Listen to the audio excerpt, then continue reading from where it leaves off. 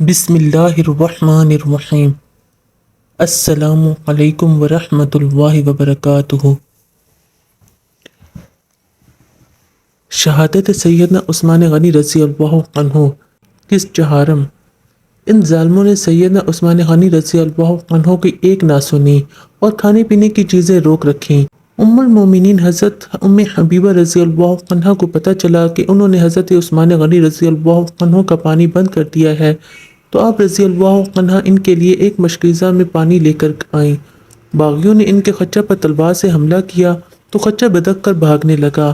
اس دوران حضرت ام المومنین رضی اللہ عنہ گرتے گرتے بچیں، پھر آپ رضی اللہ عنہ کو اپنے گھر پہنچا دیا گیا۔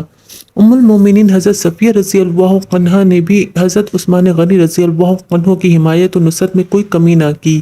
آپ رضی اللہ عنہ نے کوشش کی کہ حضرت عثمان غنی رضی اللہ عنہ تک کھانا اور پانی پہنچتا رہے۔ اس قدر سخت حالات میں بھی حضرت عثمان غنی رضی اللہ عنہ صبر و تحمل کا پیکر بنے رہے۔ آپ رضی اللہ عنہ نے ایک بیان میں لوگوں کو مخاطب کرتے ہوئے فرمایا، تم اللہ کو گواہ بنا کر بتانا کہ جب مسجد مسلمانوں کے لیے تنگ ہو گئی تھی اور حضور اکرم الصلاۃ والسلام نے 7 والی زمین خریدنے کی ترغیب دی تو میں نے اپنے خالص مال سے وہ جگہ خریدی اور اسے مسلمانوں کے لیے وقف کر دیا تھا، اور آج یہ وقت آ گیا ہے کہ تم مجھے اسی مسجد میں 2 رکعت نماز پڑھنے کے لیے بھی جانے سے روک رہے ہو۔ تم اللہ کو گواہ بنا کر بتانا کہ جب نبی صلاۃ والسلام مدینہ تشریف لائے تو مسلمانوں کو میٹھے پانی کی سخت ضرورت تھی۔ نبی صلاۃ والسلام نے بیر روما خریدنے کی ترغیب فرمائی تو میں نے اسے بھاری قیمت دے کر مسلمانوں کے لیے خرید لیا، اور آج یہ وقت آ گیا ہے کہ آج تم نے اسی کا پانی میرے لیے روک دیا ہے۔ آپ رضی اللہ عنہ نے انہی دنوں ایک اور بیان میں فرمایا کہ تم میرے قتل کے در پہ کیوں ہو؟ میں نے کسی کو قتل نہیں کیا، نہ کبھی زنا کیا ہے اور نہ میں اسلام سے پھرا ہوں۔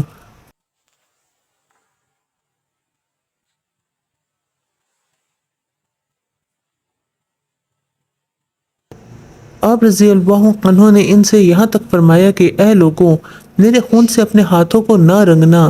خدا کی قسم اگر تم نے ایسا کیا تو تم پھر کبھی اکٹھے نماز نہ پڑھ سکو گے، کبھی دشمنوں کے خلاف اکٹھے ہو کر جہاد نہ کر سکو گے، تم آپس میں مختلف ہو جاؤ گے۔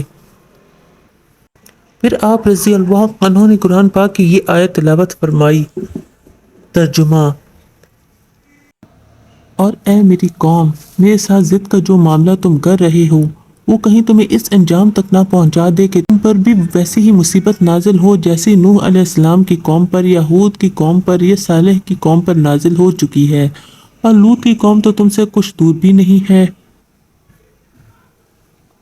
آپ رضی اللہ عنہ نے فرمایا کہ کیا تمہیں پتہ نہیں کہ جب میں رسول اللہ صلی اللہ علیہ وآلہ وسلم کے ساتھ پہاڑ پر کھڑا تھا اور پہاڑ حرکت کرنے لگا، آپ صلی اللہ علیہ وآلہ وسلم نے فرمایا، اے ہرا ٹھہر جا، تجھ پر ایک نبی، ایک صدیق اور ایک شہید کھڑے ہیں۔ کیا تم اس بات سے بے خبر ہو کہ جب حضور صلی والسلام نے مکہ میں مشرکین کے پاس مجھے بھیجا اور میرے قتل کی افواہ پھیلی تو آپ صلی والسلام نے بیعت لی تھی اور اپنے دست مبارک کو میرے ہاتھ فرما کر بیعت لی تھی۔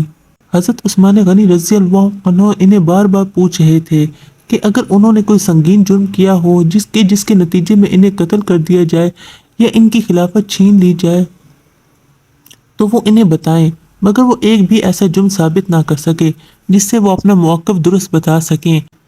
آپ رضی اللہ عنہ انہیں اسلام اور مسلمانوں کے ساتھ کی جانے والی ان خدمات کو یاد دلاتے رہے جن کی نبی صلی اللہ علیہ وسلم نے تعریف فرما کر آپ رضی اللہ عنہ کو دعاؤں سے نوازا تھا، مگر انہوں نے آپ رضی اللہ عنہ کی ایک بات نہ سنی کیونکہ وہ سننے کے لیے آئے ہی نہ تھے۔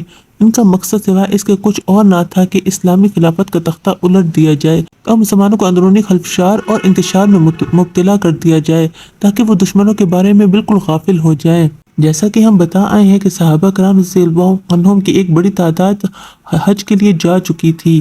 اگر انہیں یہ بات معلوم ہو جاتی کہ مصر، کوفہ، بصرہ اور دیگر جگہوں سے جو لوگ حج کے نام پر آئے ہیں اور ایک جگہ آہستہ آہستہ جمع ہو رہے ہیں تو وہ ایک صرف دھوکہ ہے، تو صحابہ کرام رضی اللہ عنہم کی ایک بڑی تعداد کبھی مکہ مکرمہ نہ جاتی۔ اسی طرح اگر مدینہ والوں پر یہ بات کھل جاتی کہ یہ لوگ حضرت عثمان غنی کے اعمال کے ظلم کے نام پر در حقیقت حضرت عثمان غنی رضی اللہ عنہ اور آپ رضی اللہ عنہ کی خلافت کا خاتمہ چاہتے ہیں، تو وہ بھی پہلے ہی مرحلے پر ان کا راستہ روک لیتے۔ یہ حضرات اس گمان میں رہ گئے کہ بات اتنی دور تک نہ جائے گی۔ انہیں پتہ نہ چلا کہ یہ لوگ حضرت عثمان غنی رضی اللہ عنہ کے خلاف انتہائی ظالمانہ قدم اٹھانے سے بھی نہ چونکیں گے۔ ابن عباس مخزومی کے مولا ابو جعفر القاری کہتے ہیں، نبی صلی اللہ علیہ وسلم کے صحابہ رضی اللہ عنہم محض فتنہ کے اندیشے کے پیش نظر آگے نہ بڑھے اور ان کا گمان تھا کہ معاملہ اس انتہا تک نہ پہنچے گا۔ بس بعد میں جو کچھ ہوا انہیں اپنے اس کردار پر ندامت ہوئی۔ بخدا اگر یہ لوگ اٹھ کھڑے ہوتے یا ان میں سے کچھ ہی اٹھ کھڑے ہو جاتے اور ان کے منہ پر مٹی ہی پھینک دیتے تو وہ ناکام ہو کر لوٹ جاتے۔ حضرت علی رضی اللہ عنہ نے جب حالات کی سنگینی بڑھتی ہوئی دیکھی تو آپ رضی اللہ عنہ نے اپنے دونوں صاحبزادوں حضرت حسن اور حضرت حسین رضی اللہ عنہما کو حضرت عثمان غنی رضی اللہ عنہ کے دروازے پر کھڑا ہونے کا حکم دیا اور فرمایا کہ حضرت عثمان غنی رضی اللہ عنہ کی حفاظت کرنا اور کسی بھی باغی کو آپ رضی اللہ عنہ تک پہنچنے نہ دینا۔ حضرت طلحہ اور حضرت زبیر رضی اللہ عنہما نے بھی اپنے جوان بچوں کو آپ رضی اللہ عنہ کی حفاظت پر مامور کر دیا۔ یہ نوجوان حضرت عثمان غنی رضی اللہ عنہ کے دروازے پر کھڑے ہو گئے تاکہ باغی اندر جانے میں کامیاب نہ ہوں۔ آپ رضی اللہ عنہ کا عقیدہ یہ تھا کہ اس موقع پر حضرت عثمان غنی رضی اللہ عنہ کی نصرت اور ان کی حفاظت نہ کرنا گناہ ہے۔ آپ رضی اللہ عنہ خود فرماتے ہیں، خدا کی قسم میں نے حضرت عثمان غنی رضی اللہ عنہ کی طرف سے پورا دفاع کیا، یہاں تک کہ مجھے خوف ہوا کہ کہیں میں گناہ گار نہ ٹھہروں۔ حضرت عثمان غنی رضی اللہ عنہ کے آس پاس جو حضرات موجود تھے یا جو لوگ کسی نہ کسی طریقے سے آپ رضی اللہ عنہ کے پاس آ سکتے تھے، انہوں نے حالات کی سنگینی دیکھ کر حضرت عثمان غنی رضی اللہ عنہ سے عرض کیا کہ اگر آپ رضی اللہ عنہ ہمیں اجازت دیں تو ہم ان لوگوں سے قتال کریں اور انہیں ان کی اس حرکت کا سختی سے جواب دیں۔ حضرت عثمان رضی اللہ عنہ نے انہیں اس کی اجازت نہ دی اور نہایت سختی سے ان سب کو ہاتھ اٹھانے سے روک دیا۔ حضرت علی رضی اللہ عنہ نے یہ پیغام بھیجا کہ میرے ساتھ 500 کے قریب ذرا پوش لوگ موجود ہیں، اگر آپ اجازت دیں تو آپ کے دفاع کے لیے بھیج دیا جائے، اس لیے کہ آپ رضی اللہ عنہ نے نہ کوئی ایسا جرم کیا جس کی بنا پر آپ کا خون کرنا حلال ٹھہرے۔ آپ رضی اللہ عنہ نے حضرت علی رضی اللہ عنہ کا شکریہ ادا کرتے ہوئے فرمایا کہ اللہ آپ رضی اللہ عنہ کو اس کی جزا دے، میں پسند نہیں کرتا کہ میری وجہ سے یہاں خون خرابہ ہو۔ اب یہاں تک کہ اس جھوٹ کو بھی دیکھیں جو شیعہ علماء دن رات جھوٹ بولتے ہیں اور حضرت عثمان غنی رضی اللہ عنہ کی شہادت پر خوش ہوتے ہوئے نہیں شرماتے۔ ہندوستان کے علاقہ اوت کی ایک رافضی ملا حسین بخش کا بغض باطنی ملاحظہ کیجیے۔ وہ لکھتا ہے، قتل عثمان کو جرم نہیں تھا بلکہ یہ تو اسلامی معاشرے کے اعلیٰ مقاصد کے عین مطابق تھا، اور خود حضرت علی حضرت عثمان کے دفاع کے لیے راضی نہ تھے۔ یہ جھوٹ نہیں تو اور کیا ہے؟ کیا حضرت علی رضی اللہ عنہ نے حضرت عثمان رضی اللہ عنہ کو دفاع کی پیشکش نہیں کی؟ آپ رضی اللہ عنہ نے اپنے بچوں کو حضرت عثمان غنی رضی اللہ عنہ کی حفاظت کے لیے نہیں بھیجا؟ کیا سیدنا حسن رضی اللہ عنہ حضرت عثمان غنی رضی اللہ عنہ کی مدافعت کرنے میں زخمی نہیں ہوئے؟ ان سب کے باوجود بھی اگر ملا حسین بخش اور اس کے قبیل کے لوگ جھوٹ پر جھوٹ بولتے رہے تو پھر اس یقین سے چارہ نہیں کہ یہ لوگ واقعی ابن سبا کی روحانی اولاد ہیں۔ جلیل القدر صحابی حضرت زید بن ثابت رضی اللہ عنہ حضرت عثمان غنی رضی اللہ عنہ کے پاس آئے اور کہا کہ بہت سے لوگ آپ رضی اللہ عنہ کے پاس آنا چاہتے ہیں اور کہہ رہے ہیں کہ اگر آپ رضی اللہ عنہ چاہے تو ہم اللہ کے لیے آپ رضی اللہ عنہ کی مدد کرنے کے لیے تیار ہیں، ہم اللہ کی فوج بن جائیں اور انہیں ان کے بھولے ہوئے دن پھر سے یاد دلا دیں اور ان کی شرارتوں کا مزہ انہیں چکھا دیں۔ آپ رضی اللہ عنہ ہمیں اس کی اجازت دیں۔ آپ رضی اللہ عنہ نے فرمایا کہ میں تمہیں قتال کی اجازت نہیں دیتا۔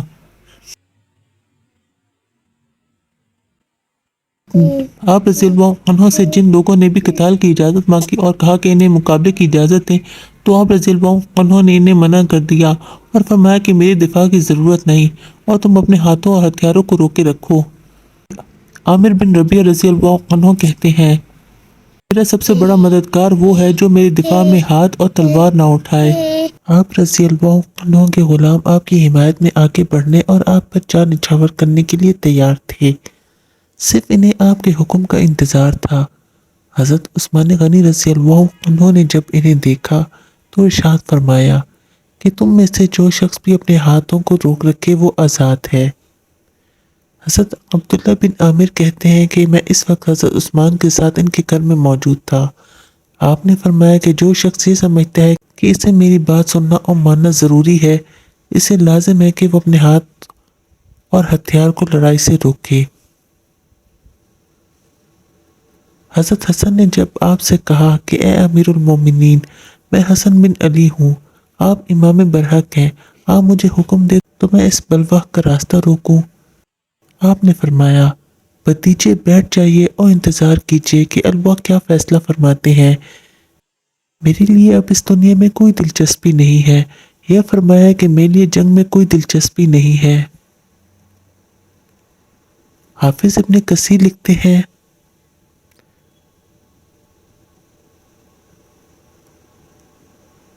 حضرت حسن گلے میں تلوار ڈالے آپ کی مدافعت کے لیے تیار تھے۔ حضرت عثمان کو اس بات کا بڑا ڈر ہوا کہ کہیں حضرت حسن کو کوئی نقصان نہ پہنچے۔ آپ نے حضرت حسن کو حکم دیا کہ وہ اپنے گھر جائیں۔ یہ بات حضرت علی کی دلجوئی کے لیے بھی تھی اور اس لیے بھی کہ حضرت حسن کو گزند نہ پہنچے۔ حضرت عثمان جانتے تھے کہ نبی صلی اللہ علیہ وسلم کو مدینہ سے بڑی محبت تھی، یہ آپ کا دارالہجرت ہے اور حضور صلی اللہ علیہ وآلہ وسلم یہاں آرام فرما ہے۔ اب اگر آپ اپنے ساتھیوں کو بھی قتال کی اجازت دیں گے تو نتیجہ مسلمانوں کے خون کے ساتھ ساتھ مدینہ منورہ کی بے حرمتی کی صورت میں بھی ہوگا، اور آپ یہ برداشت نہ کر سکتے تھے کہ مدینہ کی حرمت کسی طرح بھی پامال ہو۔ جب حضرت ابو ہریرہ رضی اللہ عنہ حضرت عثمان غنی رضی اللہ عنہ کی حمایت میں تلوار لٹکائے نکلنے لگے تو حضرت عثمان غنی رضی اللہ عنہ نے انہیں روکا اور فرمایا کہ آپ اپنی تلوار پھینک دو، میں تمہارے ہاتھوں سے کسی کا خون ہوتے نہیں دیکھنا چاہتا۔ کیا تو چاہتا ہے کہ تو ہم سب کو قتل کر دے؟ اگر تو نے ایسا کیا تو یہ ایک آدمی کا قتل نہ ہوگا بلکہ پوری انسانیت کا قتل ہوگا۔ حضرت عثمان غنی رضی اللہ عنہ کے مولا ابو سہلہ لکھتے ہیں کہ میں نے حضرت عثمان غنی رضی اللہ عنہ سے کہا اے امیر المومنین رضی اللہ عنہ ان سے لڑیے۔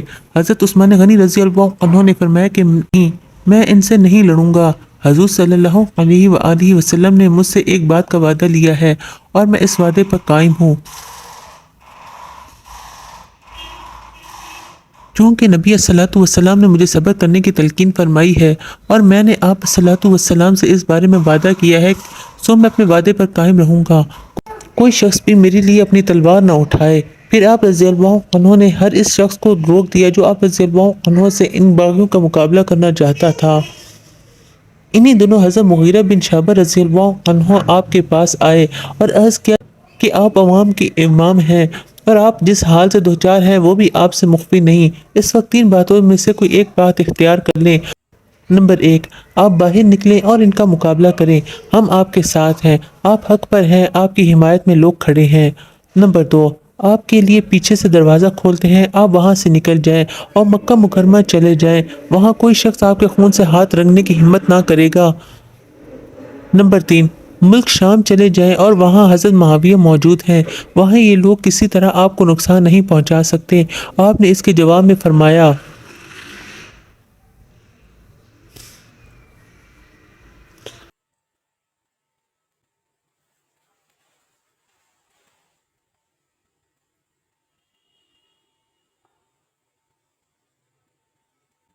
یہ نہیں ہو سکتا کہ میں حضور صلی اللہ علیہ وآلہ وسلم کا خلیفہ ہو کر امت مسلمہ کو خون ریزی میں جھونک دوں، اور مکہ مکرمہ اس لیے نہیں جا سکتا کہ نبی صلی اللہ علیہ وسلم سے میں نے یہ سنا ہے کہ جو قریشی حرم مکہ میں خون خرابہ کرے اور ظلم کرانے کے باعث بنے، اس پر آدھی دنیا کے باشندوں کا عذاب ہوگا۔